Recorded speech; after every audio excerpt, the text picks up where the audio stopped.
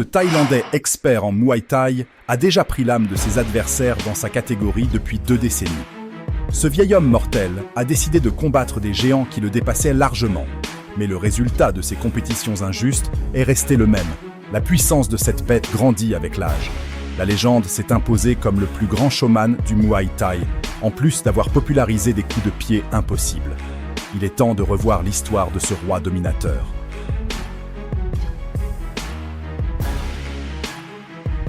Dans le Muay Thai, tout le monde voulait se battre contre Saenchai, même si cela signifiait être écrasé.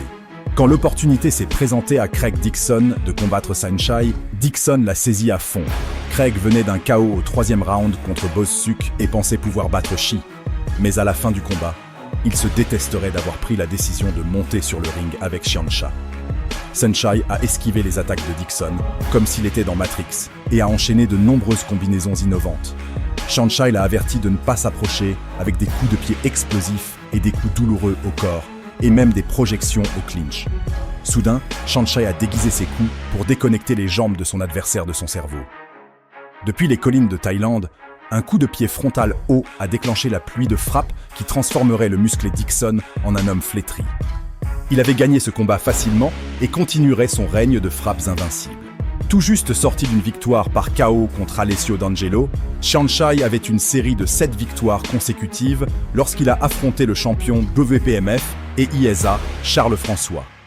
L'imposant géant François est un vétéran avec plus de 50 combats à son actif, mais comparé aux plus de 300 combats de Chai, c'est comme comparer une fourmi à une libellule.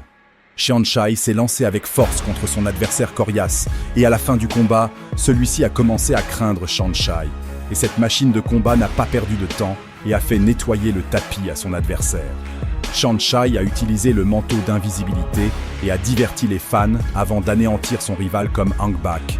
Un rapide coup du gauche a envoyé le géant s'effondrer. Lorsqu'il s'est relevé, Saenchai a frappé à nouveau François si fort qu'il a doublé le coup du gauche.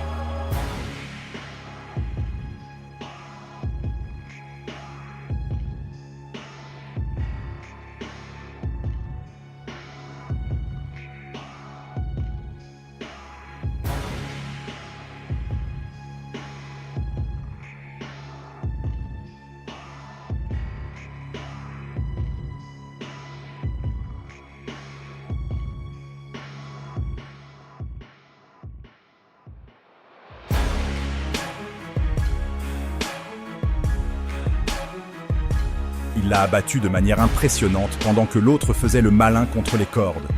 Un autre direct du gauche brutal a montré qu'on ne doit pas jouer avec Saenchai, même s'il est énorme.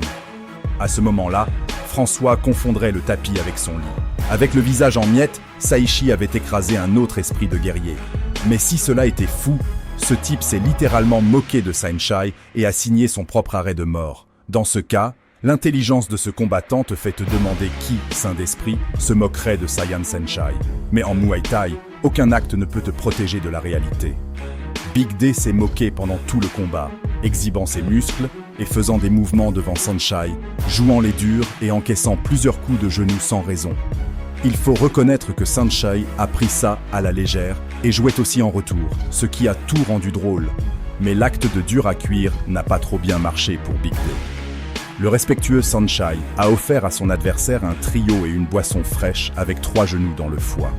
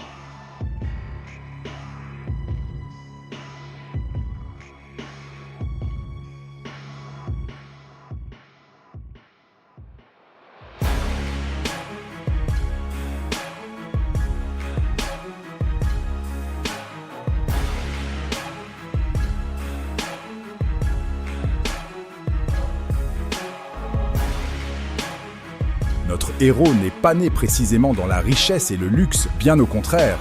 La pauvreté était son contexte et les difficultés économiques son quotidien.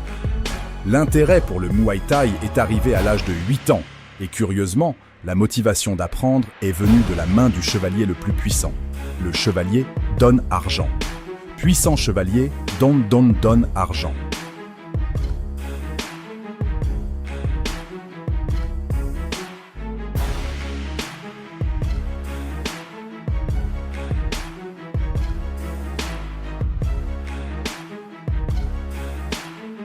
De 8 à 14 ans, il s'est entraîné au Sor Kingstar à Khon Kaen et a évidemment ajouté des victoires à son palmarès, mais il a dû quitter sa province pour aller à Bangkok, car là-bas, il aurait de meilleures opportunités et plus d'argent.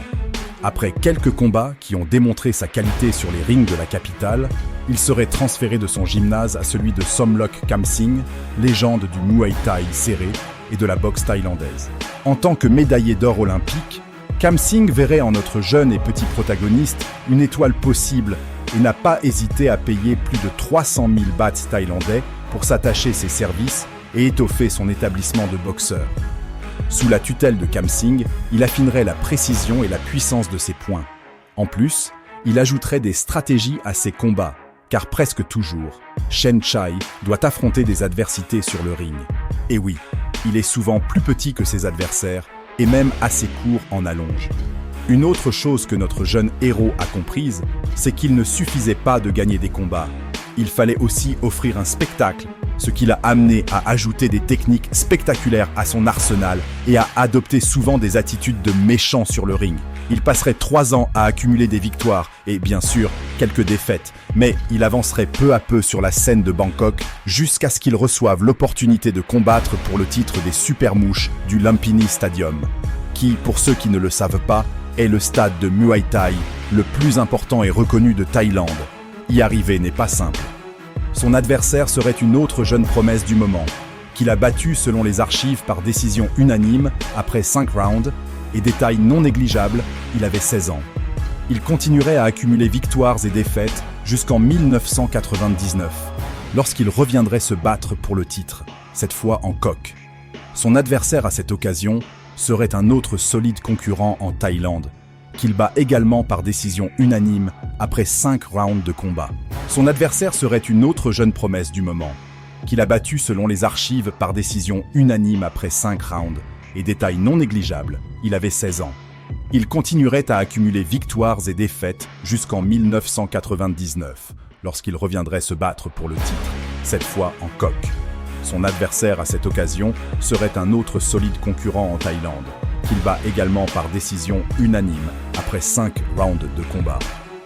Et oui, nous avons vu plusieurs combattants sur cette chaîne qui ont réussi à franchir la barrière de l'âge et dire, en fait, qu'ils sont de plus en plus nombreux.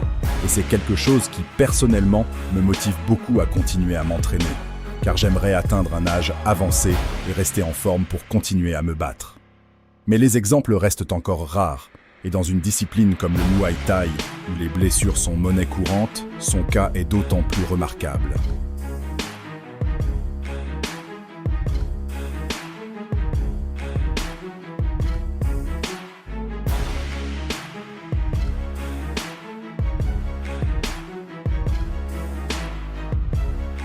Le grand Saenchai est aussi un grand showman, et en fait, il a ajusté son style de combat pour cela, utilisant ses techniques spectaculaires comme ce célèbre coup de pied. Dans sa carrière, il a eu plusieurs noms. Rappelons que les combattants de Muay Thai utilisent des noms de ring. Il a d'abord porté Saenchai Sor Kaming, ensuite Sangchpanak Atamjin, Saenchai Sor Kingstar et plus récemment Saenchai Sor Saenchai. Monter sur le ring semble lui donner des années de vie.